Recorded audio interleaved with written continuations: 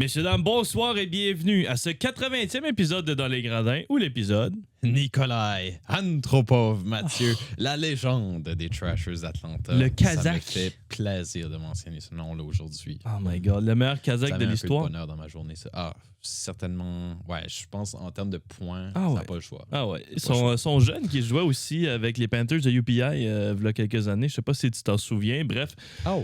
Oh, c'est même pas des farces. J'ai manqué ça. Parce qu'il a grandi évidemment à Toronto, là où Antropov va terminer sa carrière. Oui. Blablabla. Il est venu jouer U-Sports, côté de la SUA. En tout cas, il est plus là présentement. J'ai aucune idée où il est. Ça fait du chemin. Ça fait un peu de chemin. Ouais. Ça fait un peu de chemin. Bref, aujourd'hui, au menu, gars, on va terminer ces segments baseball parce que, bon, la série mondiale maintenant qui est terminée.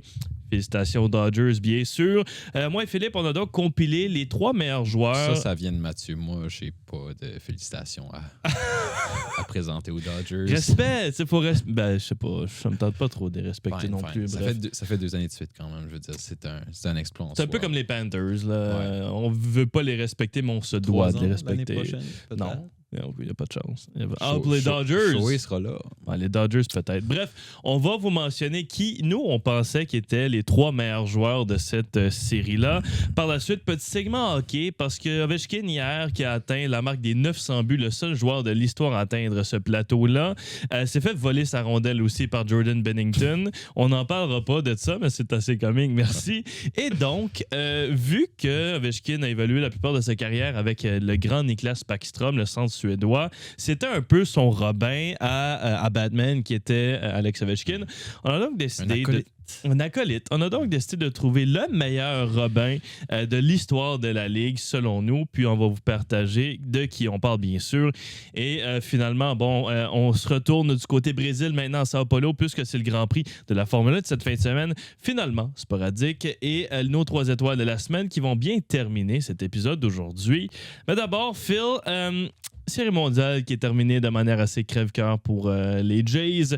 Énorme chapeau à la troupe de John Schneider. Faut trouver 3 joueurs qui, selon nous, ont été les meilleurs de cette série mondiale-là. Qui as-tu choisi?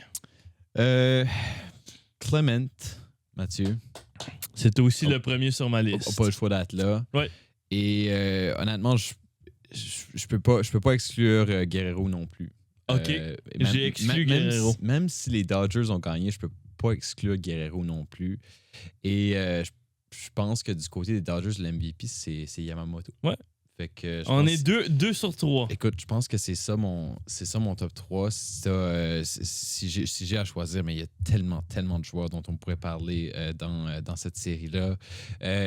C'est juste une série où il y a eu une participation globale. Ça a pris un effort collectif. Puis ça, c'est de part et d'autre. Je pense les Dodgers, oui, ont les vedettes, mais... clairement, c'est une équipe qui a dû puiser dans ses ressources également, qui a dû aller chercher très, très loin pour gagner cette série-là. Ça a pris un coup de circuit de Miguel Rojas, qui est un joueur qui a pas débuté la série avec l'équipe. Ben, il était là, mais du moins, il n'était pas sur le terrain. C'est ça. Ça a pris Andy Paez, qui a fait un gros catch aussi. Ouais. A détruit son coéquipier au passage. Oui, pour finir une manche, en ramassant son coéquipier, comme tu dis. Puis c'était une longue course pour se rendre à cette balle-là également. Donc, il y a tellement de héros dans cette série-là qui vont passer inaperçus. On peut pas faire autrement, je veux dire. C'est certain que les médias et puis tout le monde du baseball, tout l'entourage du baseball vont peut-être poser le regard sur certains joueurs élites, certains joueurs vedettes qui sont généralement ceux dont on parle davantage. C'est sûr que c'est souvent ces gars-là qui vont finir par avoir la plupart des fleurs, mais je pense que on peut pas omettre le travail que les joueurs plus sous-estimés peut-être ou qui ont un rôle généralement réduit, ils ont été là pour leur équipe dans les moments importants aussi. Mais ouais, ça reste que pour les Jays, comme c'est difficile de faire abstraction d'un gars qui a pratiquement une moyenne de 400 au bâton pendant l'entièreté des séries éliminatoires en Guerrero, Clement. Je pense qu'il y a pas de gars qui se sont démarqués pendant vraiment d'un bout à l'autre, là, de A à Z, au cours des séries, plus que ces deux-là. Défensivement, Guerrero a été spectaculaire Oui, aussi. j'avoue. Faut le dire. Donc, c'est dans une cause perdante pour lui, mais ça n'enlève rien à tout ce qu'il a fait. Il n'est pas à blâmer pour la défaite de son équipe. Évidemment, il n'y a aucun joueur individuel qui mérite de se prendre Non. la baffe, si on veut prendre cette expression-là. Mais moi je vais avec 2 Jays puis un Dodger. Yamamoto, pour moi, c'est juste un lanceur qui a été une découverte, une révélation pendant ces séries éliminatoires. Tellement de cordes à son arc, juste polyvalent, capable de tromper les frappeurs avec toutes sortes de balles, avec toutes sortes de lancers qui sont tous plus impressionnants les uns que les autres. Puis fait ça aussi avec un tout petit gabarit, une technique assez spéciale, vraiment mettre tout son poids derrière la balle aussi. C'est impressionnant, franchement, d'un point de vue technique, puis d'un point de vue juste baseball. C'est un joueur qui a fait vraiment des exploits au cours de ces séries éliminatoires. Non, je suis d'accord. Il est là aussi. Même chose pour Ernie Clement. Regarde, tu peux pas battre un record au bâton comme Ernie Clement l'a fait, étant aussi le 8e frappeur de l'alignement pendant les séries. C'est comme tu le savais que t'allais bien si tu commençais ta manche avec Ernie Clement, parce que t'allais te rendre à George Springer, c'est 100%. C'est ça. Même mathématiquement, t'allais t'y rendre, mais t'allais t'y rendre avec quelqu'un sur les buts, tu sais.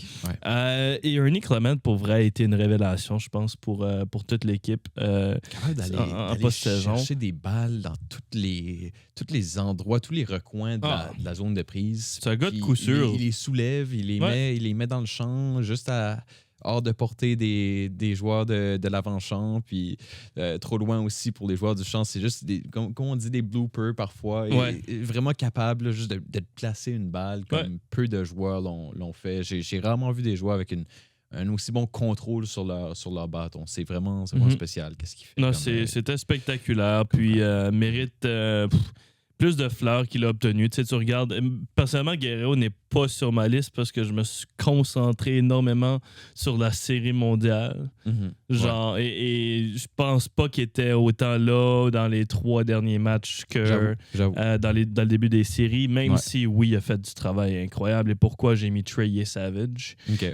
Parce que Trey Savage était juste le meilleur lanceur et de loin des Jays. Écoute, faut que tu le donnes à Max Scherzer là, pour ce qu'il a fait dans le match numéro 7. Mais Trey Savage, qui a joué presque 2 matchs complets, ben, t'as 2 matchs certains, puis là, un peu du match numéro 7 aussi. Faire confiance à une recrue comme ça, c'est incroyable. Puis, il faut que les gens remarquent à quel point cet homme-là est prêt pour les grandes ligues. Et il l'a clairement prouvé cette année. Je ne parlerai pas nécessairement longtemps de Yoshinobu Yamamoto. Il y a une raison pourquoi il est sorti chez eux avec un trophée individuel aussi, avec ce joueur par excellence. Bien sûr. Mais je pense que c'est encore plus impressionnant de l'idée pour Yamamoto qu'il l'a fait devant Shohei Ohtani, qui est le meilleur joueur de l'histoire du baseball, n'a pas reçu Mookie Betts, Freeman, qui était l'homme le plus clutch de cette équipe-là par moment au bâton, Will Smith, qui a fait le jeu défensif qui a fait en sorte que les Dodgers ont resté dans le match. Sinon, c'était terminé, cette game-là. Ça aurait fait longtemps. Max Muncy, qui a fait un coup de circuit extrêmement opportun aussi. Je ne sais pas à quel point cette équipe-là va être capable de rester au top pour longtemps. Ils se sont fait défier, mais juste ramener Yamamoto dans ce mix de lanceurs déjà fou-là. Il n'y a pas de profondeur, mais c'est tellement top-heavy que tu n'as pas besoin de cette profondeur-là. Et je pense que ces 2 équipes-là vont se retrouver dans la même position l'an prochain, dans ce duel-là. Et je le souhaite. Parce que c'était très impressionnant à regarder, malgré que bon, l'équipe à John Schneider a perdu. D'ailleurs, John Schneider, coup de cœur pour moi, cet entraîneur-là. Une très bonne personne. Je pense que c'est pour ça que je l'aime encore plus. Tellement, oui, absolument. Je pense que c'est le mot utilisé. Tellement humble dans sa façon d'entraîner. Donne beaucoup de crédit à l'équipe adverse, mais donne aussi beaucoup de crédit à ses propres joueurs. Puis je pense que c'est une des raisons pourquoi Shane Bieber décide de revenir sans signer un énorme contrat. Shane Bieber aurait pu aller ailleurs facilement, puis il a dit non, puis ça, je vais rester avec les Jays, prendre un petit discount, puis essayer de gagner une série mondiale. Je pense il y a comme une amertume là, vraiment chez les Jays présentement, puis il y a ce désir-là chez certains de. Ils ont tellement vécu de belles choses ensemble dans cette équipe-là. C'est une équipe qui était, bon, on l'a dit maintes et maintes fois, mais une équipe de qui on n'attendait pas grand-chose cette saison. Puis il y a des pièces qui se sont ajoutées tout au long de l'année, puis ça finit par créer vraiment une équipe qui était vraiment soudée, puis qui était vraiment cohérente, je pense, dans tous les aspects du baseball. Écoute, que ce soit en offensive, en défensive, ça marchait vraiment cette année à Toronto. C'était vraiment un passage, un chemin qui était un peu sinueux, qui était certainement tortueux pour les Jays. Il y avait beaucoup d'obstacles sur la route. Les blessures ont été très présentes au cours des séries éliminatoires également. Beaucoup de joueurs qui jouaient avec des gros bobos quand même, puis que c'était pas nécessairement révélé ou connu de tous non plus, mais on commence à entendre les histoires qui sortent tranquillement. Mais ouais, là, évidemment, tout de suite, c'est difficile parce que comme le périple est tellement long au baseball avec 162 matchs devant nous, puis ensuite les séries éliminatoires. Donc, c'est juste difficile de se projeter puis de se dire, OK, l'année prochaine, les gars, on revient. Mais je pense que c'est la bonne mentalité du côté des Jays. Shane Bieber qui montre un peu l'exemple aux autres. C'est vraiment lui, je pense, en signant ce contrat-là, dans un sens, il va un peu paver la voie à d'autres joueurs qui auront peut-être à prendre des décisions similaires s'ils veulent revenir avec une équipe compétitive, parce qu'il y a d'autres agents libres, il y a d'autres joueurs à signer à nouveau. Donc, on ne sait pas exactement à quoi cette équipe-là va ressembler l'année prochaine. Il y a des incertitudes, c'est certain, mais je pense que de voir là, justement un leader comme ça, Bieber, qui va s'imposer, qui va mettre son pied à terre, qui va dire, regarde, moi je reste ici, j'ai aimé ce qu'on a fait à Toronto cette année, je crois dans ce groupe-là, ça envoie un message. Ça envoie un message, puis je pense qu'il y a des gars qui pourront s'identifier là-dedans aussi. Et de rester aussi avec John Schneider aussi, qui est vraiment un manager exceptionnel. C'est fou. Un gars qui sait rallier les troupes, je pense. Puis oui, on a questionné ses décisions par moment durant les séries. Côté baseball, il y a eu des moves qui ont moins plu à certains. Et c'est normal parce que, bon, c'est pas un gars qui est là à Toronto depuis tellement longtemps non plus. Il va faire des erreurs, inévitablement. On l'a pardonné, je pense, pour ça en grande partie, parce que c'est certain qu'il a aussi fait des décisions qui étaient, selon moi, brillantes derrière le banc des Jays. Moi, je pense que ce gars-là, vraiment, Schneider, je pense qu'il a réussi à vraiment... Il a réussi à personnaliser un peu ses relations avec chaque joueur, puis vraiment à démontrer un côté humain qui est assez rare dans le baseball. Donc, je pense que ça va être gagnant pour lui. Je souhaite un meilleur résultat à toute cette équipe-là l'année prochaine. Mais ouais, présentement, c'est juste dur parce qu'il y a beaucoup de si pour les Jays.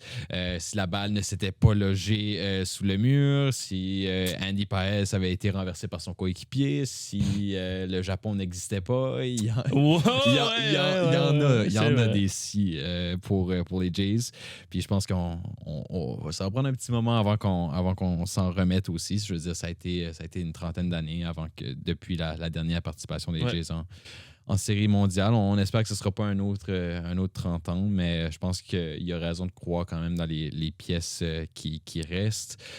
Puis évidemment, il n'y a personne qui mérite le blâme individuel. J'ai vu beaucoup de critiques dirigées envers IKF, par exemple, Ça a Isaac pas Heiner rapport. Falefa. Parce qu'il a slidé au lieu de courir. Au lieu de courir.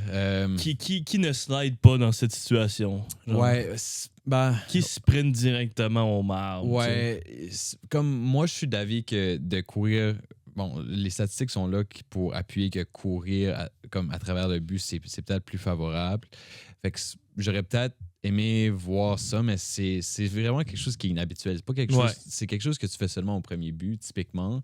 Mais oui, ça peut te gagner une petite seconde supplémentaire, mais il y a reçu toutes sortes de menaces, Kiner Falefa, des gens qui envoient des commentaires violents, etc. C'est comme ça, il n'y a rien de ça qui est dû. Ouais, Comme, rien qui est mérité là-dedans. ça, non, absolument pas. Ça devrait pas se passer. Puis un des arguments aussi, c'est que il n'avait pas pris une lead suffisante au troisième but. Mais t'es dans une situation... Les gens aiment bien jaser, là. Ouais, t'es dans une situation... C'est vrai, sa lead était courte, mais t'es dans une situation où les buts sont remplis. T'as un retrait. Donc, la première chose à faire d'un point de vue défensif, parce que tu veux conserver tes chances de poursuivre quand même la manche, tu veux absolument éviter de te faire prendre dans un double jeu. Ça, c'est un non. Donc, il faut que tu restes un peu proche de ton but. Puis je comprends, comme moi aussi, comme à première vue, j'étais comme, ouais, sa lead était courte, mais quand tu y penses un peu, tu réalises que, garde, d'un point de vue stratégique, c'est probablement ça la meilleure chose à faire. Tu peux pas trop t'éloigner parce que ça a déjà arrivé. On les a vus, les Jays, se faire prendre dans les doubles jeux en série. Des doubles jeux, ça fait mal. Ça fait énormément mal. Yeah. Surtout comme ça avec les buts remplis. Donc, ça, c'est peut-être le... Écoute, ce jeu-là, pour moi, c'est celui qui est le plus vif dans ma mémoire, peut-être, puis qui fait le plus mal parce que c'est vraiment là qu'on était tellement proche. Puis comme s'il touchait le but, c'était fini. C'était fini. Là. Yeah. Le match s'arrêtait là. Mais c'est juste pour dire qu'il n'y a personne qui mérite le blâme individuel. Il y a peut-être certains jeux qui resteront un peu plus vifs en mémoire que d'autres, mais je pense pas qu'on peut vraiment mettre le doigt sur un moment dans cette série-là. On peut se dire si, mais je pense que c'est un réflexe naturel humain. C'est juste pour s'aider un petit peu à compenser, si tu veux. Mais écoute, c'est ce qui s'est passé, puis les Dodgers ont gagné parce que c'est une équipe formidable. Oui, absolument. Puis faut se réjouir de la performance des Jays puis passer à la prochaine chose. Absolument. Écoute, c'est peut-être terminé pour les Jays, mais apparemment, ça vient de commencer pour Alexander Ovechkin parce que là, on a atteint le plateau des 900. Qui sait à quel point il va se rendre loin dans tout ça. Mais pour en marquer 900, Phil, t'as besoin d'aide et sa plus grande aide est venue sur la palette du gaucher Nicklas Backstrom qui a ancré ce premier trio-là des Capitals de Washington pour tellement longtemps. Moi, j'ajouterais aussi que tous les... oui, Backstrom est son principal acolyte, mais aussi tous les joueurs qui ont pris des pénalités face aux Capitals de Washington. Ah, c'est un bon... Et qui ont aidé grandement Backstrom et Ovi à combiner leurs efforts. Faut pas les oublier, ceux-là. On pourrait te faire une liste, là. Il y en a beaucoup qui ont regretté leur visite au cachot. Il y a beaucoup de gardiens qui l'ont regretté aussi d'être en avant de ce tir d'Alex Ovechkin. Bref, Backstrom qui, à lui seul, a 279 mentions d'aide sur les buts d'Alexander Ovechkin. C'est énorme quand tu y penses. Tu te dis, c'est pas tant gros. 200 combien? 79. 279 mentions d'aide sur juste en dessous de 800 alors que Backstrom s'était retiré. Ovechkin, évidemment, allait continuer à jouer. Sa carrière a été un peu écourtée, lui, quand même. Backstrom, j'irais pas si loin que ça. C'est quand même un choix de repêchage en 2003. Ouais. Il a joué... il n'a pas joué 20 ans, mais il a joué, je pense, 17 ou 18 ans quand même dans ces eaux-là. Et donc, je me suis dit à Philippe, pourquoi pas aller chercher le meilleur Robin de l'histoire de la Ligue, un joueur qui était dans l'ombre d'un joueur qui a été clairement sous les lumières du hockey professionnel. Je vais te laisser commencer parce que je fais comme si tu m'as déniché quelque chose, genre un Danius Dubrus. Oui, j'ai fait quelque chose d'un peu non conventionnel, Mathieu. Puis j'ai hâte de voir ce quoi ton opinion là-dessus en tant que fan des Canadiens de Montréal aussi. Je suis allé avec un joueur pour moi, Mathieu, qui n'était pas le bras droit d'un seul joueur, mais qui était un peu le bras droit de tous, à mon avis. Et ça, c'est David Krejci, Mathieu. Et quoi ça a le rapport aux Canadiens de Montréal? Non, okay. non, c'est juste parce que je pensais que tu allais peut-être avoir un sentiment anti-Bruin, là, parce que... Non, j'adore David Krejci. J'adore David Krejci. Faut que je sois réaliste avec toi. Là, ouais. Mais ouais, j'ai pensé à Backstrom pour Ovi. Je veux dire, c'était une excellente dynamique, une excellente relation, ces deux-là. C'était excellent, mais c'était prévisible aussi. On savait qu'est-ce qui allait se passer. Ça les a pas empêchés de marquer à maintes et maintes reprises. Mais David Krejci, pour moi, c'est venu un peu, je sais pas ce joueur-là, mais est venu en tête comme un point de comparaison peut-être avec Backstrom. Je trouve qu'ils ont en commun d'être des excellents fabricants de jeux, ça c'est clair. Des très bons distributeurs de rondelles en avantage numérique notamment. Et oui, j'en conviens que j'ai innové un peu parce que mon argument, essentiellement, c'est que ce qui fait de David Krejci un Robin exceptionnel, c'est parce qu'il se faisait complice de plusieurs de ses coéquipiers. C'est ça, pour moi, qui a fait en sorte que David Krejci s'est démarqué dans sa carrière, en plus de posséder un bon lancer aussi. Oui, il y en a marqué. Note à part. Et c'est ça. Donc, il y avait un peu plusieurs façons de faire mal pour moi. Puis c'était en se combinant à différents atouts dans son équipe. Il y avait Bergeron, il y avait Marchand peut-être en avantage numérique. Sur son trio, il y a toujours eu un peu des pièces qui ont bougé dans sa carrière. Nathan Horton, Milan Lucic. Oui, Lucic. Michael Ryder. Oui, et plus tard, il y a eu Taylor Hall. Il y a eu... il a traversé des générations quand même, David Krejci. Toujours été avec les Bruins aussi. Jake DeBrusk, ou même des joueurs qui étaient des joueurs secondaires qui sont venus jouer avec Krejci, qui ont monté sur cette deuxième ligne-là, peut-être Charlie Coyle ou Craig Smith, même. Non, mais c'est vrai. Et Krejci a souvent eu des partenaires de trio qui laissaient à désirer, je dirais. Ouais. Mais ça ne l'empêchait pas de récolter des passes, des points à chaque saison. Écoute, c'est quand même un gars qui a atteint le plateau des 50 passes dans une saison 3 fois dans sa carrière, Krejci. Donc, c'est pas rien. Et je pense que ce qui fait de lui un peu un Robin parfait, c'est que pour moi, c'est un joueur qui a toutes les qualités d'un fabricant de jeu. Okay? Comme vraiment, quand tu regardes Krejci, pour moi, c'est un calme sur la patinoire, une patience, excellentes mains aussi. Puis ces mains-là, ça vient vraiment ajouter une petite touche spéciale à son jeu parce que ça lui permet justement d'acheter du temps sur la patinoire. Jamais un gars qui est stressé, on dirait que quand tu le regardes, il sent pas la pression. C'est vraiment un gars qui peut s'évader facilement sur la patinoire, une intelligence dans son jeu aussi. Donc, personnellement, moi, c'est un joueur que j'ai beaucoup admiré. Je trouve que il obtenait pas nécessairement le crédit qu'il méritait à Boston parce que veut pas, oui, il était dans l'ombre de Marchand, de Bergeron, Pasternak plus tard. Donc, c'est un gars qui a toujours eu un rôle un peu secondaire, mais je pense vraiment qu'il y avait des atouts incroyables dans son jeu. Et on n'oubliera pas aussi qu'à un moment donné, les Bruins, là, début des années 2020, je pense, ont eu une période où ils faisaient confiance à un avantage numérique à 5 attaquants.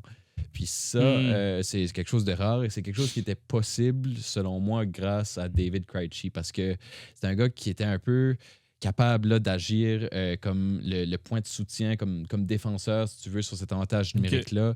Souvent capable de faire entrer la rondelle en zone adverse également parce que vraiment, il y a cette capacité-là à la ligne bleue d'amener les rondelles en territoire ennemi, de manœuvrer dans des petits espaces et par la suite, capable de vraiment distribuer la rondelle à ses coéquipiers adéquatement sur l'avantage numérique. Donc oui, juste un gars pour moi qui a beaucoup de qualités de fabricant de jeu. Et c'est ça. Sans être le complice d'un joueur en particulier, je pense qu'il était le complice de plusieurs des gars qui sont passés par l'équipe des Bruins de Boston au fil des années. Hey, j'ai aussi... j'ai été un peu plus loin que toi, Phil, évidemment. Étant, je sais pas, bizarrement, mes connaissances de hockey sont meilleures au fil des... Comme, le plus loin qu'ils sont, le meilleur, mes connaissances... Je sais pas pourquoi. Bref, j'ai aussi choisi un ancien des Bruins de Boston, qui n'a pas évolué juste aux Bruins de Boston, toutefois. Et c'est pourquoi je l'ai choisi. Tu connais Adam Oates, Phil, Oui. j'assume. Oui. Adam Oates, qui est possiblement l'un des joueurs les plus sous-estimés de l'histoire de la Ligue. C'est pour moi, je ne vais pas dire le meilleur fabricant de jeux de l'histoire, mais il est pas loin de l'être. Tu passes à des Ron Francis aussi qui sont là-dedans, évidemment Wayne Gretzky, qui est clairement l'un des meilleurs fabricants de jeux de l'histoire avec le nombre de mentions d'aide qu'il a récolté. Mais Adam Oates, son histoire est clairement au-dessus de plusieurs parce qu'il n'est pas reconnu. Genre, quand les gens pensent au nombre de points dans l'histoire de la Ligue, tu penses pas au Adam Oates. Tu penses pas au Dino Ciccarelli. Tu penses pas au Ron Francis qui occupe présentement la 5e position, mais personne ne le sait. Parce qu'il faisait des points, il était efficace, mais sous le radar de d'autres joueurs. Ouais. Je vais te les nommer parce qu'il a passé à travers quelques équipes aussi. Bruins de Boston. Washington. Il a été à Washington. Il a été à Saint-Louis aussi. C'est Oui. là la plus grosse histoire que j'ai d'ailleurs. Mais dans ces équipes-là, il est passé derrière les Cam Neely de ce monde qui marquaient à 50 buts par saison grâce aux passes décisives justement de Adam Oates. Quand tu passes aux Blues, tu penses aux années à Brett Hull. Là, on parle début des années 90. Sa saison de 86 points qui est présentement la 3e meilleure saison côté but de l'histoire de la Ligue, derrière les 2 saisons, évidemment, de Wayne Gretzky. Après ça, tu passes à Washington, tu te dis comment Peter Bondra était si bon, le Tchèque, ben, tu ne regarderas pas trop loin, parce que c'est Adam Oates qui a fait en sorte que Peter Bondra a marqué des cinquantaines de buts par saison. Dans des années aussi, il faut le mentionner, où les Capitals étaient absolument atroces, l'équipe s'est rendue quand même en finale de la Coupe Stanley. Ils se sont fait évidemment balayer par les Red Wings de Détroit cette année-là, en 98, mais se sont rendus en finale de la Coupe. Adam Oates, dans les 3 années où il a été avec Brett Hull, a contribué pour près de 40% des buts de Brett Hull. Wow. Et ça, c'est absurde. Je vais te les lire année en année comme ça. Mais c'est un peu la grande histoire de pourquoi je voulais apporter Adam Oates dans le mix. En 89-90, Brett Hull a marqué 72 buts à la première année où il était réuni avec Adam Oates, où Adam Oates a, lui, réalisé 79 mentions d'aide dans une saison. Et 23 débuts de Brett Hull ont été assistés par Oates. C'était une saison qui était un peu tranquille de leur côté. On passe en 90-91. C'était la saison de 86 buts de Brett Hull. Pourquoi pas, hein? Tellement facile d'en marquer, apparemment. Et Adam Oates, cette année-là, a enregistré 90 mentions d'aide dans cette saison et a été crédité pour 42 des 86 buts de Brett Hull. C'est presque 50% du total de buts qu'a marqué Brett Hull dans cette saison-là, qui a été aidé par Adam Oates. C'est un peu stupide. Et l'année d'après, alors que Adam Oates a été changé en milieu d'année, ça et tout, je la comprends pas. Pourquoi tu gardes pas un gars comme Adam Oates? Bref. Hull a fini par marquer 70 buts. Ça, c'était durant la saison complète, mais avant qu'il parte, eh bien, Adam Oates avait déjà réalisé 59 mentions d'aide avant de se faire échanger, dont 29 d'entre elles des buts de Brett Hull, ce qui est plus que 50% qui est apparu sur la palette là, du droitier. C'est un total assez ridicule. Fait en gros, en 3 saisons, Brett Hull a marqué un total de 228 buts et Adam Oates a accumulé 228 mentions d'aide, dont 94 qui appartiennent au but de Brett Hull. C'est juste un duo qui apparemment se connaissait tellement bien sur la patinoire, mais ça va tellement juste mentionner à quel point Adam Oates était l'un des meilleurs fabricants de jeux. Et un gars comme ça, bizarrement, tu le veux sur ton équipe pour des années à venir. Finalement, apparemment que non. Il s'est fait échanger maintes reprises à Adam Oates. Même que je vais faire une petite recherche Google vite fait là, pour voir où il a terminé sa carrière. Parce que c'est ça. Il a terminé avec une saison aux Oilers d'Edmonton, marqué 18 points en 60 matchs. N'a jamais gagné de Coupe Stanley non plus, ce qui est extrêmement dommage. L'un des meilleurs joueurs à ne pas l'avoir fait, évidemment, rejoint le grand Marcel Dionne dans le mix. Celui-là sera jamais détrôné, je pense, à ce chapitre-là. Mais si tu penses à un Robin qui a évolué un peu partout, a aidé plusieurs coéquipiers, cherche pas plus loin. que Adam Oates, je pense, dans cette catégorie-là. 1079 mentions d'aide en carrière pour Adam Oates. C'est hallucinant ce qu'il a pu faire sur la patinoire. Avec des grands joueurs, bien sûr, il n'était jamais mis justement dans ce spotlight-là qu'il méritait. Il y a tellement de bons Robin, Phil, dans ce monde. On peut penser, je l'ai mentionné tantôt, les frères Sedin auraient pu être nommés. Mais quand tu penses aux frères Sedin, tu penses à qui en premier, juste par hasard? Daniel. OK, bon. Ouais. Tu penses à lui qui va marquer 50 buts par saison et non pas lui qui va faire 70 passes une saison. Je pense à Daniel d'abord. Je pense que le côté fabricant de jeux, à part Joe Thornton, là, principalement des fabricants de jeux, il n'y en a pas beaucoup qui se font reconnaître comme ça. C'est vrai. Et c'est dommage. Soyez content qu'il y ait quelqu'un qui te refile une passe dans l'enclave comme ça. Je pense que c'est le plus grand des messages. Oh my God, Joe Pavelski serait pas là. Je veux pas dire qu'il serait rien, mais il serait pas là. Patrick Marleau non plus. Patrick Marleau a connu des très bonnes saisons dans la Ligue. Serait pas là si c'était pas de Joe Thornton. Bref, côté coéquipier, il y en a beaucoup qui t'aident. Et côté Formule 1, eh bien, avec les McLaren, je pense pas qu'ils s'aident énormément. On va voir ce que pense Manon, bien sûr, de ce prochain Grand Prix qui arrive sous peu. Ça se passe à Sao Paulo. Et bien sûr, allons voir si Philippe a bel et bien mis Gabriel Bortoleto dans son top 3 cette semaine parce qu'il est chez eux. D'ailleurs, Bortoleto, on va chercher Manon. On revient dans quelques instants. De retour pour le segment Tour de piste avec Manon qui joue à nous. Bonjour. Allô. En fin de semaine, les amis, nous sommes au Brésil pour le Grand Prix du Brésil. La danse, c'était nécessaire. Ben oui. Ouais, j'espère. Ben oui, Sao Paulo. Ah! T'as dit quoi? Il a dit du tango, je sais pas. Non, le tango, c'est pas brésilien. Au Brésil, hein. Non, mais j'ai dit un petit tango, je sais pas. C'est une danse comme une autre. Je peux pas nommer une danse brésilienne aussi rapide. Le capoeira, c'est une danse? Oui. Bon. Okay. C'est une danse de combat, mais oui, c'est une danse. I got you, Phil. Bon, gars, quelques statistiques classiques pour ce Grand Prix. Surprise, Bottas, encore une fois, c'est juste le dieu des tours rapides. Le tour le plus rapide du Grand Prix du Brésil en 2018, un 1:10.540. Vous allez donc deviner que ça va vite pour le Grand Prix du Brésil. Et on l'a vu l'an passé parce que c'était des Français qui avaient dominé le podium. Je sais pas, ça n'arrivera pas cette année. Ouais, et même Mouillet l'an passé, fait que cette année, il va faire beau, apparemment. Est-ce que là, t'étais infligeant envers les Français? Hein? Est-ce que t'es infligeant envers les Français? Non, j'essaie juste de souligner que la France ne domine pas la Formule 1 présentement. Ah bon? Je savais pas. Il meilleur rendement que le Canadien, mais bref. Oui, c'est un circuit national. Ouais, celle-là. C'est un circuit très rapide, clairement une zone de DRS, 2 zones de DRS, dont une qui courbe légèrement, ce qui est assez chouette aussi.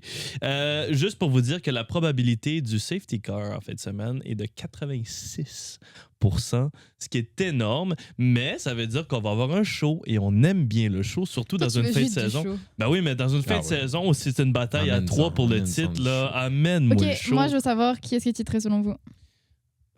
Je sais qu'on l'a déjà dit entre nous et je veux que vous vous assumiez devant la caméra. Qui va être... Tu niaises pas avec les questions aujourd'hui. Je devais pas être là de base, donc là je... Ok, t'es venu avec des intentions.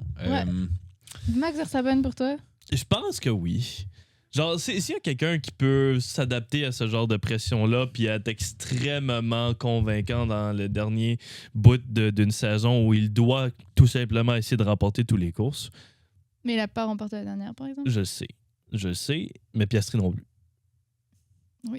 Puis il est présentement 2e, je te le rappelle. Pour 1 point. Il est quand même 2e. Pour 1 point. Je comprends que c'est un point, mais c'est un point très important. Ça peut changer en qualif, comme ça peut changer durant la course, mais je pense que... Okay. Moi aussi, Max. Ouais. Tu vas garder qui, Piastri? Pardon. C'est pas bon. Ça sera pas Lando.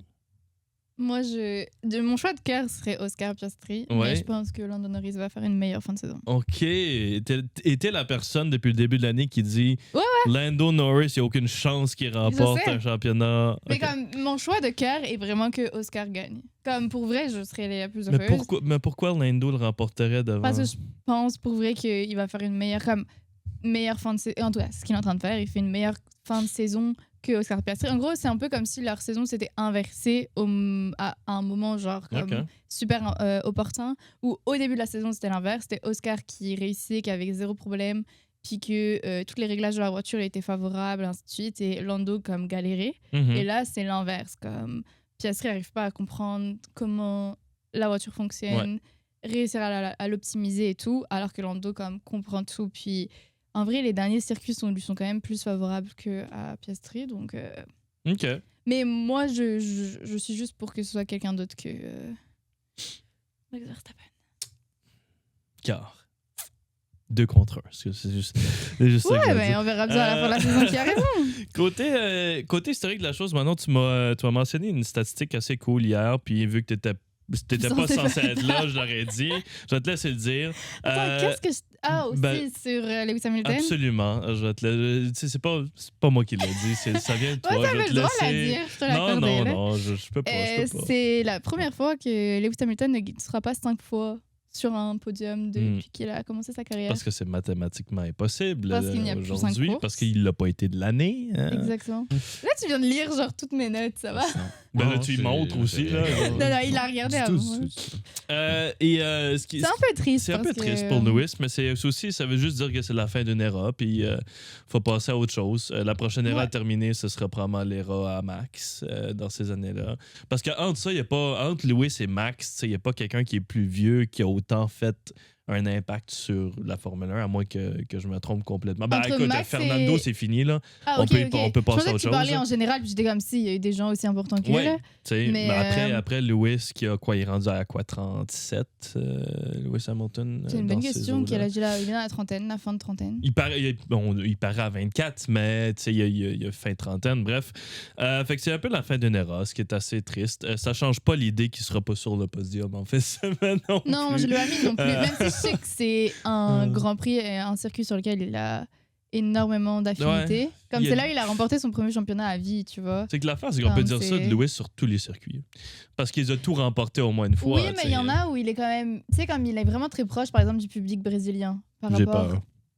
Non, c'était juste comme c'était carrément comme un lapsus de ma part tout à l'heure. Ok, j'ai vraiment peur. J'ai mal écrit. Ouais, il a vraiment un gros attachement avec le Brésil et tout ce qui s'y est passé et tout. Mais comme, moi, si je devais définir des Grands Prix qui représentent Lewis, comme c'est le Grand Prix d'Angleterre, puis celui-là. Bah oui, Silverstone, évidemment. Comme c'est les deux qui me viennent en tête où je me dis, ok, genre, il a quand même un énorme impact. Maintenant, c'est comme Verstappen a aussi ses Grands Prix où il est super fort et super bon, puis on lui laissera celui des Pays-Bas. Là. Bah oui. Puis, ce qui va aussi. Est-ce que Lewis est dans ton top 3 En effet. T'as mis Lewis dans ton top 3? J'aime ça. Oui, il serait pas plus haut que la 3e position, cela dit.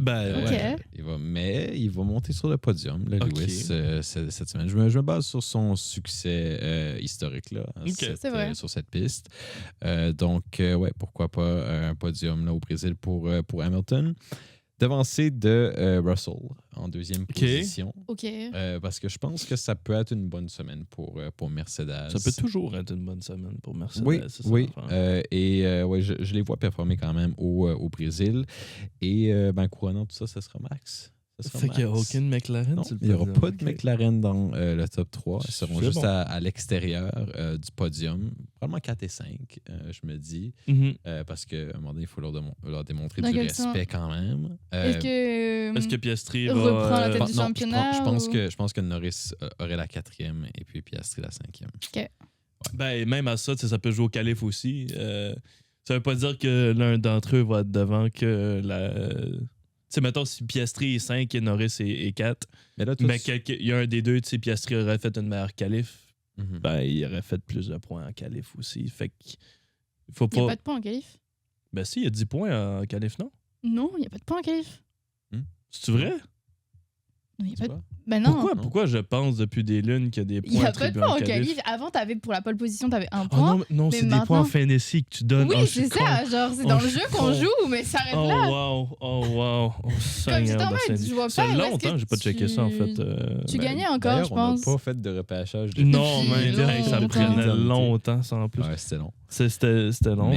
OK, fait que top 3 sans McLaren. C'est assez... Oui. OK. Oui, Je serais pas je contre. fais un peu osé, mais je pense C'est que, très je pense osé, que ça, mais- ça peut se produire. Ça peut se produire. Mais toi, tu me dis qu'il va faire beau. Oui, il va faire ok. 21. Je pense, parce que j'ai regardé plus tôt cette semaine, puis ça apparemment qu'il y avait de la pluie, mais c'était... Ça l'aurait changé mon top 3. J'ai mis Hülkenberg, j'attends que j'aille vérifier la température. C'est même pas des jokes. Tu l'as fait récemment, là. De quoi ça? Comme pour... Oui, hier. Oui, J'ai vérifié la Tes température hier. informations sont plus à jour Ok. que les miennes, donc... Après une petite pluie, vite arriver à Ouais, c'est souffler fort sur les nuages, puis ça devrait Effectivement, arriver. Hey, L'an passé, notre top 3 était pas bon à cause de la pluie. Là. Hey, Ocon puis Gasly 2-3. Mais Personne c'était pas s'en à cause d'un attendait. drapeau rouge, ça, par pur Derrière- hasard. Derrière qui? Ben mouillé. Max Verstappen, Verstappen. mais l'avait remporté. Mais ouais. si je ne dis pas de bêtises, Max pourrait être le premier à gagner 3 courses de suite au Grand Prix de Brésil. C'est fort. Personne pas l'a mal. fait. C'est fort Comme il y a pas des mal. gens qui ont déjà gagné 3 fois, mais pas 3 fois de suite. S'il gagne ce week-end, il Mhm. rentre dans une certaine légende. Au Grand Dans Prix le du pool, Brésil. je gagne que de 3 en passant. Ah, c'est moi qui suis deuxième? Bah oui. Tank Town est à 1883 et 2611 est la deuxième C'est position. correct, je vais avoir un bon show au Donc repêchage l'année prochaine. 2611. Donc t'as 2614. L'année prochaine, c'est moi Ouais. qui draft en premier, puis je vais prendre Piastri, mais ensuite, tu vas pas y toucher. Ouais, Son Piastri. contrat va pas être si maigre que s'il était cette année. Je l'ai eu à 23 Ouais, millions, c'est je vrai que pense. C'est un bargain. cette année. C'était un bargain comme pool. Bref, Ouais, c'est on vrai. enchaîne. Ton top 3, Manon? Ok, moi je suis partie sur le fait que je pense vraiment que Oscar Piastri ne va pas aller dans le top 3 cette fin de semaine. OK. Mais j'ai 3 pilotes de 3 écuries totalement différentes. En troisième place, Charles Leclerc, parce qu'il a quand même vraiment une très grosse constance et une belle progression ces derniers Grands Prix. Donc je pense qu'en vrai, un top 3 serait dans la logique de ce qu'il fait déjà. Je pense pas qu'il est capable encore de gagner. Est-ce que même Ferrari a gagné cette année? Hey, bah oui, Monaco. Non, ils n'ont pas gagné Monaco ou Monza. Non, attends. Là, je viens de poser la question parce que j'ai bugué et dans ma tête, je sais pas. Dans ma tête, oui, là. Non, parce Ouais, que... je pense qu'ils ont Non, parce gagné. que Je pense la qu'ils ont semaine gagné. Non, ils dernière- n'ont pas gagné rien. Non, la Oh semaine my dernière, God. ça Ils ont faisait pas gagné un une an course. complet. Enfin, 2 semaines passées, ça faisait un an complet qu'il n'avait pas gagné. Depuis Donc, Monza. Et Lewis a jamais gagné. Comme la seule chose qu'ils ont gagné, c'est une course sprint. Ça s'arrête là. Oui, Lewis a gagné une course sprint. Ouais. Ouais, donc Aïe, aïe, t'imagines un an qu'ils n'ont rien gagné. Il y a eu que 4 vainqueurs de course cette année. Il y a eu Max, George, Piastri, Norris. C'est tout. Il n'y a Ouais. pas un autre pilote qui a gagné une course cette année. C'est incroyable. Bah, c'est Bref. déjà plus que d'autres années. là. Ouais. C'est vrai. On va pas se mentir. Donc ouais, je verrai Charles 3e. En deuxième position, je suis partie sur Max Verstappen par rapport à tous ses antécédents sur le circuit, puis le fait qu'il soit quand même super en forme en cette fin de saison. Mhm. Et j'ai octroyé la première place à Lando Norris. OK. Voilà. OK. D'accord, C'est d'accord. c'est pas Intéressant. le choix que j'aurais fait dans mon cœur, mais c'est le choix Mhm. qui s'amène à moi. OK. Je mène pas ça. Je pense que mon top 3 est juste un mix des deux vôtres, en fait. Sauf... Pourquoi t'as mis une Mercedes? J'ai mis une Mercedes, mais Bah, j'ai mis Russell 3e. Georges. Ok, parce que tu D'accord, aurais mis d'accord. Anthony, je serais comme arrête de vouloir nous le mettre partout. là. Non. Je l'ai mis assez souvent. Non. Deuxième, j'ai mis Oscar. Ok. Parce que même, quand je ne comprendrais pas pourquoi il serait juste. Tu sais, il était supérieur toute l'année. Il va Ouais, mais m'amener Lando, fort par qu'il exemple, a soulève fait la le- pole position l'année dernière comme il était vraiment plus à l'aise sur ce circuit, Mhm. tu vois. Ouais. Mais je sais pas, Oscar Piastri a démontré de belles choses. Puis je pense pas que ça va juste s'arrêter comme ça du jour Non, au mais tu peux lendemain. avoir une petite période de mauvais, là. Ouais, j'en conviens. Ça changera pas le fait que Max Verstappen va remporter gagner. la course. Non, c'est pas vrai, ce sera Gabriel Bortoleto qui va gagner la course. Quand même pas. Non, c'est pas vrai, c'est Max. Mais Gabriel Bortoleto sera mon top. Je sais pas, je fais comme si Ah. qu'à domicile, je vais lui donner un top. Ah, c'est cute, c'est Moi, cute. je pense il qu'il va court avoir, bien cette année. il va avoir fait trop de que- pression, il va finir dans le mur. Ah bon, ben, c'est une manière de voir les choses. Et mon flop sera, Lewis Hamilton. Qu'est-ce que tu veux, c'est dommage. Arrêtez mais... de mettre Lewis en flop, là. Oh, stop. Ben, il a fini Je suis 8e. Il a fini 8e la dernière Oui, course. mais attends, il il va s'est pris encore une finir pénalité 8e. alors que Max Verstappen en méritait une, là. Il n'a pas eu, lui. Il Oui, a bah, pas fini clairement, il y a 8e du non plus. favoritisme. Fait que, Grand non, favoritisme. Moi, j'ai Lewis. contrebalancé pour Mathieu. Je l'ai mis dans mon top 3. Donc, voilà. Qui Lewis. sera Lewis, ouais. Lewis. Et donc, j'assume qu'il sera ton top s'il finit dans Non, le top non, 3. j'ai mis Berman. Je pense que Berman va faire Ah? une bonne course. Encore? Oui, on aime ça. Oui. Je pense que c'est un pilote qui a quand même démontré ses aptitudes cette saison, puis commence à aller chercher des résultats tranquillement. Puis Il était à ça d'avoir un premier podium. Oh my God. oui. Et Ah, puis, ben, il était là. Il Ouais. l'avait pour quelques instants, si je ne me trompe pas. puis quand je pendant regarde comme... beaucoup de tours, là. Parce Ok, que ouais. je pense que le 4e ou 5e tour, il était parti pour avoir son podium. Puis Max Verstappen est revenu. Ouais, Mais bon, classique. une pénalité, il serait parti. Là. Ouais. Mais quand je Je l'ai regarde pas comme eu. les écuries de mi-peloton, là, si on peut dire, Mhm. là, je trouve que Haas se démarque un peu Moi, quand même pour moi. Donc, Mais serais pas ils ont d'accord avec soit ça. ils font des très bons grands prix, soit ils font des grands prix éclatés. Ouais. c'est vrai. Il y a ça. Ils ont zéro Il y a régularité. Il y a encore un manque c'est- de constance. Là. Ouais. Mais Mais comme- ils ont été là à des moments très opportuns, Mhm. qui fait qu'on les a un peu plus vus. Tu sais, Haas, présentement, sont 8 sur 10, mais vraiment pas loin d'Aston Martin, à 10 points de RB. Puis la Williams, clairement, est 5e. 5e est de loin. Puis c'est Est-ce que vous avez vu surprenant. la Williams? Elle est trop belle. Ouais, la voiture. Elle ressemble beaucoup ouais. à la McLaren, là, mais qui a eu un début de saison, mais on Qui, en parlera qui pas. est aussi belle aussi. Ça va de soi. Ouais, celle que mon flop, aqua, ouais. flop McLaren. Oh! Bah, Ah oui, ça, eh pour ben, une on- quatre- top ouais, 3, ouais, là. clairement. Ok. Manon, top et flop? Mon top, Charles Leclerc, et tout ce que le fait que Ferrari ait retrouvé de la constance et que c'est super le fun de enfin voir qu'ils sont capables de faire des arrêts incroyables et de prendre des bonnes décisions. Et mon flop, Oscar Piastri, pour ce qui n'est pas dans son top 3. OK. Oscar Piastri. J'ai hâte de voir la dynamique de cette course-là. Mais je me dis- Sao Paulo. C'est comme, peut-être que ça va être une révélation, puis ça va être Peut-être qu'on va incroyable. voir le et tout. caractère d'Oscar Piastri. Tu sais, peut-être qu'on va voir J'aimerais qu'il du redevienne chien un peu. tu sais, d'Oscar Piastri, chose Parce qu'il qu'on n'a pas nécessairement vue. Tu sais. Non, parce que c'est quelqu'un de super... Enfin, en tout cas, il a l'air super discret. Puis, il montre son potentiel dans la voiture. En gros, il va fermer les bouches de tout le monde Ouais, c'est comme ça. ça. Mais sauf que là, ça fonctionne peut-être un petit peu moins. OK. Mais j'ai hâte de voir ça. T'as quelque chose à dire? là? Insert quote Hans Niemann, just speak for itself. Ouais, jusqu'à temps qu'il se fasse chier dessus par Hikaru Nakamura, mais ça, c'est. Ça n'a pas duré longtemps, là, cette quote-là. Bref, cette action-là sera bien sûr ce dimanche, côté du Brésil. T'as pas dit ton top et flop? Ben si. Ah non, j'ai dit Bortoletto, puis. Non. Ah, Ok, Ben Bortoletto. Et t'as dit quoi comme flop? Lewis Hamilton, je suis le premier à Ouais. l'avoir dit, Ouais. right? Ok, pardon, désolé, Hey, non, mais j'ai tu m'as pas fait- écouté tu cette m'as fait partie-là. chavirer. Je me suis dit, j'ai pas passé ça. Il y a pas de sais chance pas. que je l'ai vécu dans ma tête. Non, mais c'est vrai, tu l'as dit, mais j'ai pas... Question. Oui. Est-ce que l'altitude, vous pensez que ça va jouer comme... Ben, non, je sais pas, je demande, mais comme historiquement, est-ce que ça a eu un impact au Brésil? Ou Oui. c'est- Ouh, c'est une bonne question. ça. Parce Ah, que au c'est pas pour le Brésil, Brésil, au Mexique, ouais. oui, mais au Oui, Brésil, mais je pense c'est pas 700 tant que ça. mètres. Genre. Est-ce que c'est Oh, quand c'est même. négligeable ou c'est... Je pense Ça, que c'est... J'ai pas vu d'histoire qui disait le contraire. Tu sais, il y a des endroits où tu vois clairement que bon, il y a une historique par rapport à ça, puis que Parce ça que dérange clairement, mais J'ai lu un article la semaine dernière disant que comme l'altitude aurait eu un impact très direct sur la performance de Red Bull la semaine dernière. OK. Ouais. Parce que il y avait quelque chose comme... C'était subtil, mais il semblerait qu'il y a comme une espèce de bouche d'aération, de ventilation. Il sur le enlève un côté peu de la voiture. l'aérodynamisme de la Puis voiture. ils l'ont remodelé pour qu'il y ait plus d'air qui soit acheminé au moteur, mais ça faisait aussi en sorte qu'il y avait plus de friction, donc ils perdaient de l'aérodynamisme. Donc je sais pas s'ils vont refaire le changement pour... Intéressant Ils pour ont eux. techniquement le droit de le faire parce Ouais, que ouais. tant que tu homologues toutes tes pièces, tu peux le faire. Mais c'est sûr que ça a un énorme impact pour le Mexique. Parce que le Mexique, si tu regardes la course, là, les seuls qui se sont pas plaints de leur moteur, c'est McLaren. Parce que Ferrari, beaucoup de fois, ils se sont plaints de problèmes de refroidissement de moteur. C'est pour ça que Lewis Hamilton devait sortir de la trajectoire pour essayer d'avoir de l'air propre et de l'air frais au lieu d'avoir de l'air chaud. Mais c'est sûr qu'il faut pas non plus oublier que les moteurs ont pris cher comme 2 semaines passées. Là. Mhm. Donc une panne moteur peut arriver très facilement, puis on est en Mhm. fin d'une saison.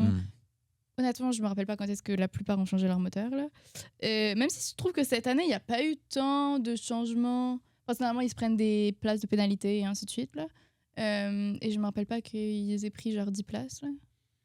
Je me rappelle pas que Verstappen ou Leclerc ont pris 10 places récemment de pénalité parce qu'ils ont changé leur moteur, tu vois. Ouais. Non, je sais pas pour vrai, mais Ferrari est en danger de prendre une pénalité pour ça, je bah, ça pourrait 100% arriver dans Ouais. les... Comme si ils changent leur moteur dans les 3 prochains, là, comme c'est sûr qu'ils vont se prendre des places de pénalité. Mais on va dire que potentiellement, peut-être que là, les 700 mètres vont rien faire.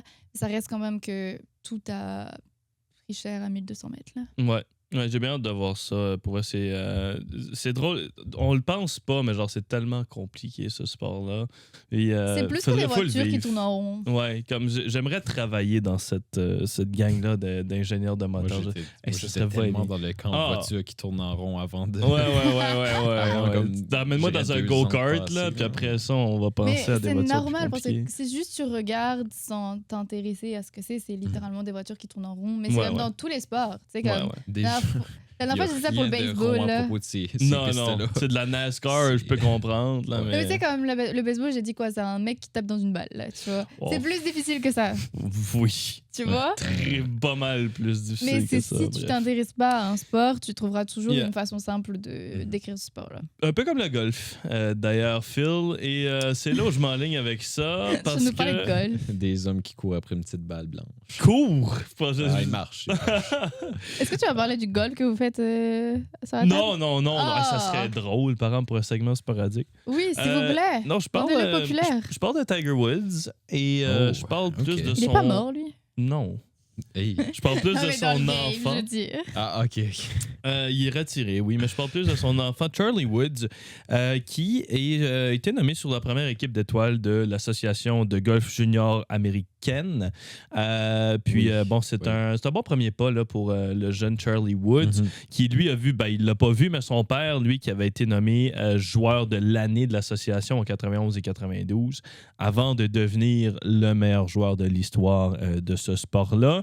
Puis il y a eu un total de 12 joueurs quand même sur tout le pays qui a reçu cet honneur-là, dont un Miles Russell qui est âgé de 17 ans, qui lui a été décerné le titre de joueur de l'année, puis méritait cet honneur-là pour une deuxième fois quand même, ce qui est assez impressionnant. Est-ce que Miles Russell deviendra l'un des meilleurs joueurs au monde? Ce sera à voir dans quelques années. Il est plus vieux que je pensais, le Charlie Woods.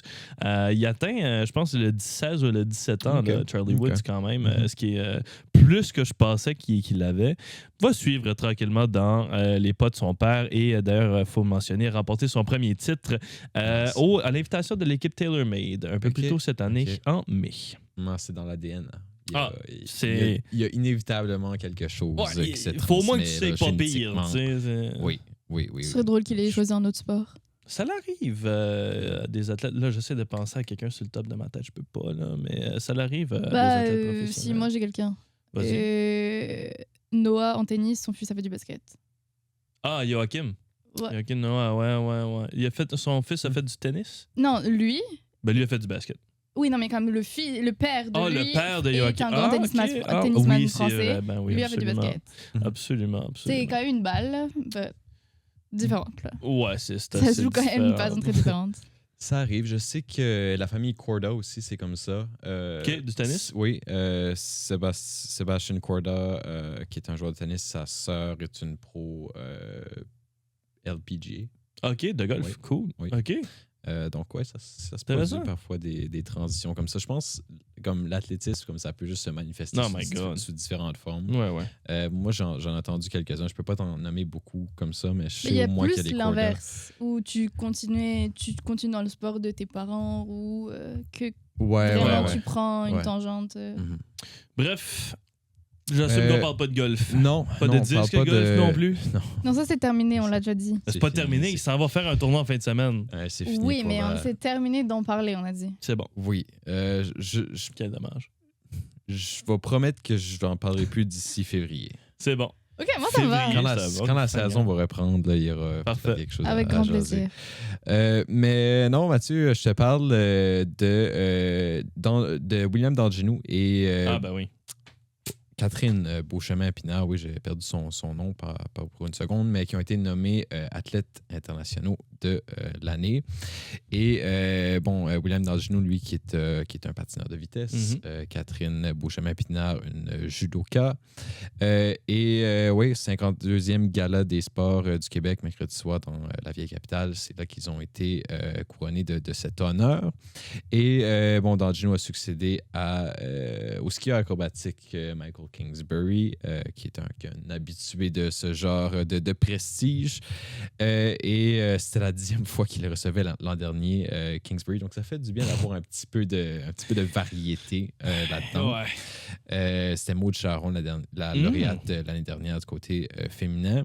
Et Dagenou, cette saison, a connu vraiment des très bons moments sur la scène du patinage de vitesse, remporté 10 médailles, dont 8 d'or. Donc, il a clos la saison en tête des classements cumulatifs aux 1000 mètres et aux 1500 mètres, en plus d'être deuxième aux 500. C'est impressionnant. 3 disciplines où il est très, très capable de bons résultats. Et Pinard aussi, qui a cumulé des exploits là, au cours de la saison.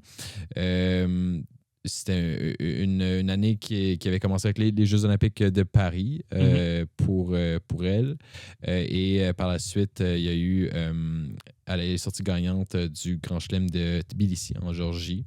Je ne sais pas si je prononce ça adéquatement, mais Tbilissi ou quelque chose du genre. Et des médailles d'argent au championnat panaméricain et au championnat du monde pour Beauchemin-Pinard. Mais moi je garde les yeux fixés là, un peu plus sur Dagenou pour le moment, parce qu'il y a les Olympiques qui s'en viennent très bientôt et il y sera très certainement. Donc, on a hâte de le voir compétitionner dans bien sûr, c'est Jeux d'envergure mondiale. Il y a des très bonnes chances de nous rapporter des médailles, et ça dans plus d'une discipline. Donc, un athlète qui se démarque dans un sport aussi où le Canada a longtemps une certaine histoire de succès avec des patineurs comme Charles Hamelin, bien sûr. Notamment. Il y a eu Gaëtan Boucher un temps aussi, Clara Hughes, exactement. Donc, continue un peu cette lignée-là pour le Canada. Marianne Saint-Gelais, ça se peut-tu? Marianne Saint-Gelais. Ça, c'est mon sport 30 de ma jeunesse. Là, c'était juste ça. Oui. Ah ouais? Les Hamelin puis Marianne Saint-Gelais, c'était juste ça. C'était quand ils parlaient du sport d'hiver. Aussi. Faudrait quasiment faire une émission spéciale dans notre vieux Sport 30. J'aurais écouté un Sport 30 de genre 2011 pour se rappeler des bons vieux souvenirs. Anthony Calvillo, je pense qu'on avait dit que c'était l'icône de cette émission-là avec Didier Orméjus. Hey, gars, j'enchaîne. Là. Nos 3 étoiles de la semaine pour cette semaine. Je vais aller rapidement, Phil, parce que c'est juste du baseball. C'est un spécial baseball pour mon top 3. 3e position, je mets John Schneider. Faut lui donner son amour, je pense. Puis il l'a mérité énormément. Yoshinobu Yamamoto sera 2e, bien sûr. Couronné le meilleur joueur de ces séries-là. Si tu avais à désigner une couleur de Yoshi à Yoshinobu Yamamoto, ce serait... Le jaune. Le jaune, OK. Ouais, c'était Yoshi jaune. Aussi. Yoshinobu Yamamoto. Et finalement, l'équipe des Dodgers au complet, pourquoi pas, pour terminer nos 3 étoiles de la semaine. On les aime pas, mais c'est la meilleure équipe de baseball au monde. Qu'est-ce que tu veux? On en a assez parlé là, des Dodgers.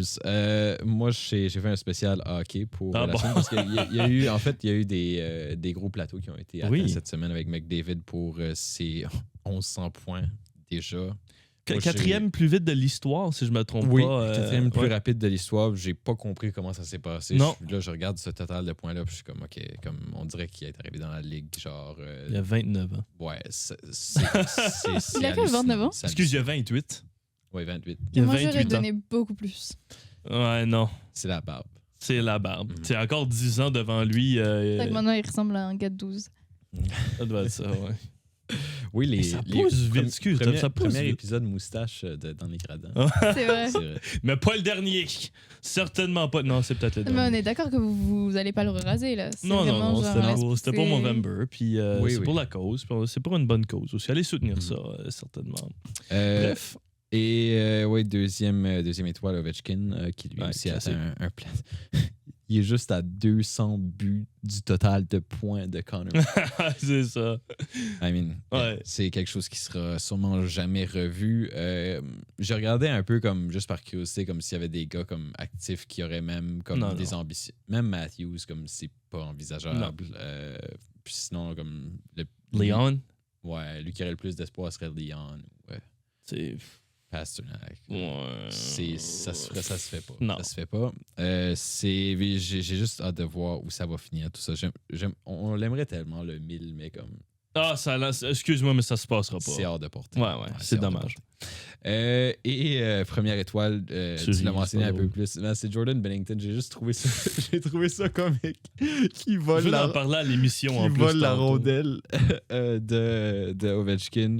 Je sais pas qu'est-ce que c'était censé vouloir signifier. Je pense que c'était juste une bonne vieille blague ou il y a peut-être un petit message là-dedans, mais je pense pas que c'était un geste vraiment de haine ou quoi que ce soit, mais c'était comique. C'était comique, c'était vraiment drôle. Il allait vraiment récupérer cette rondelle et il voulait se la garder pour lui-même, là. Mais bien sûr, a été trouvé coupable de ses actions. Avec toutes les caméras aujourd'hui, tu peux pas t'en sauver. Il n'y a pas de manière. Je sais pas à quoi il pensait, mais c'est certain qu'il allait trouver. Absolument. Ouais, bref, c'est ce qui va terminer aussi ce 80e épisode de Dans les Gradins ou l'épisode. Je voulais juste attirer le... C'est parce qu'on n'en parle pas. La board est juste là. Non, faut pas, parce que je perds. Il n'y a pas d'affaire à parler d'eux. Je pense que le pointage parle pour soi-même. Je pense que les blessures des Pingouins vont me ralentir très rapidement. Absolument. Mais c'était bien entendu l'épisode Nikolai Antropov qui figure pas parmi les choix. Non, mais c'est vrai que ça l'aiderait sur CH. Bref, vous pouvez tout écouter ces épisodes, bien sûr, côté audio, sur Apple Podcast ou Spotify et sur la chaîne 9 et 10 du côté de Rogers TV. Sur ce, on se dit bon match. Une production de Podcast NB.